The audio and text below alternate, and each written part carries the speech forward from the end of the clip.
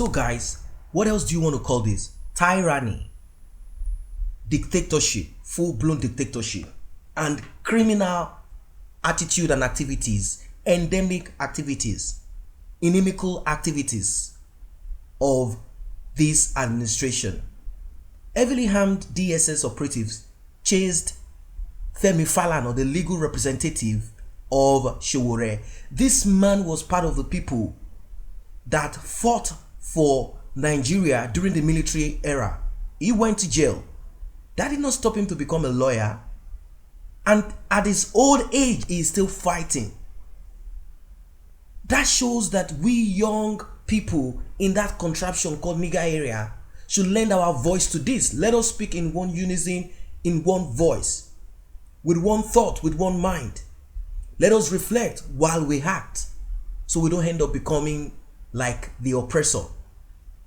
Imagine, heavily armed DSS operatives chased Femi Falana as he drives Sowore and Bakare out of the court premises. In fact, they wanted to kidnap him right there in the court. Scores of heavily armed operatives of the Department of State Services, and I call them Daura State Services, they are currently chasing the vehicle of Senior Advocate of Nigeria and lawyer to activist Omoyele Sowore and Olawale Bakare after he drove them out of the premises of the Federal High Court in Abuja. The move follows the disruption of court proceedings by DSS operatives during the commencement of trial in a case brought against the activists by the Nigerian government on Friday morning at the Federal High Court. Imagine DSS coming to disrupt court ruling. I'm telling you guys, it's time for you to wake up. It is not just Sowore. More is coming. Tyranny. More of this is coming. There is a possibility that Buhari, some call him Jubril al-Sudani, there is a possibility that this man might decide to go for the third time. He might decide to play the takia and play the card when it is about 6 months to the end of his tenure. I don't know what is going to happen in that country. The secret police had made fruitless attempts to rearrest Sowore and Bakare, kidnap them inside the courtroom, having only released them on bail on Thursday night, barely 24 hours. The incident led to rancor and commotion inside and outside of the court premises, with the armed operatives preventing Sowore and team from leaving the place. However, after several minutes of tension, Femi Falana drove the two men in his car out of the court premises, with the DSS operatives in several vehicles giving them a hot chase behind them.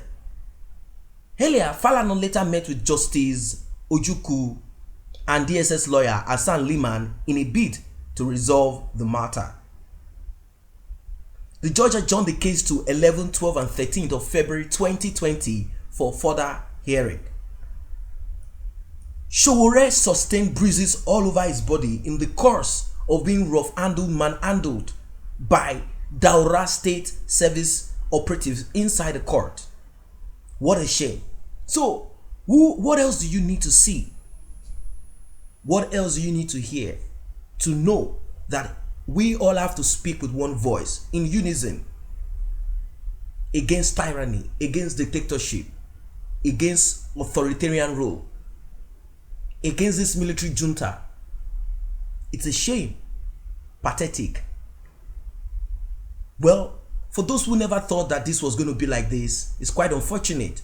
Some might blame Sowore for unseating Goodluck Jonathan and bringing in this man.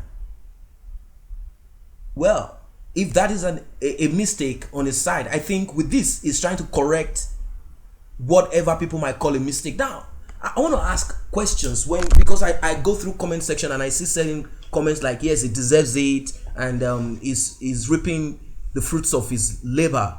I want to ask, are you saying it is more preferable that your resources remain looted?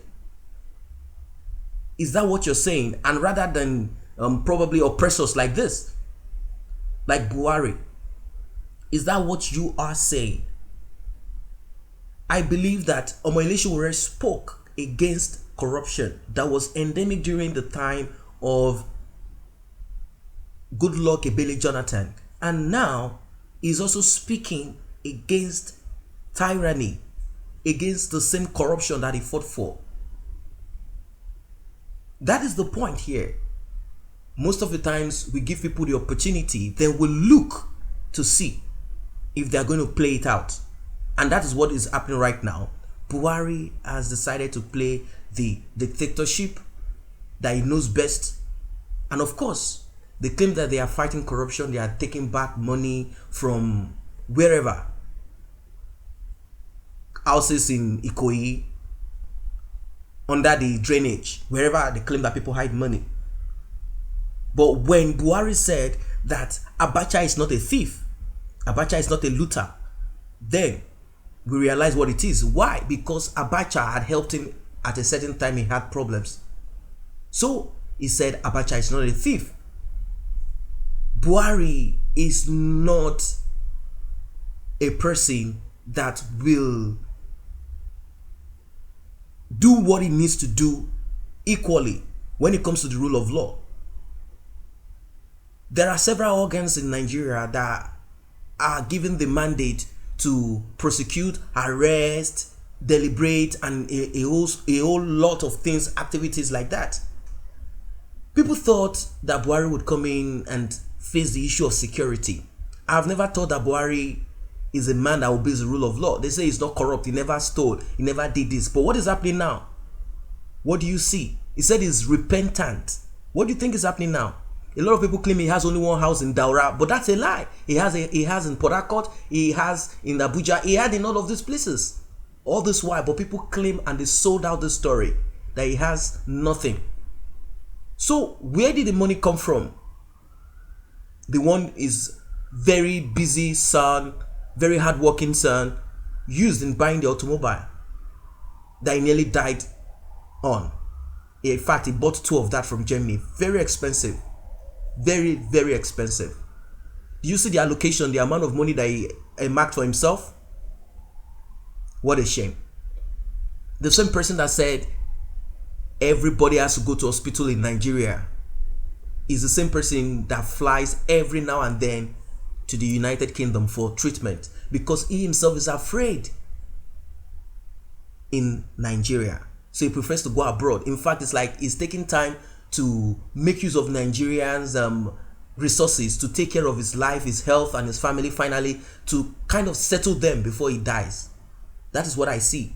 Back in those days, probably never had the opportunity to really do much more than he would have done. People said he's being selective when it comes to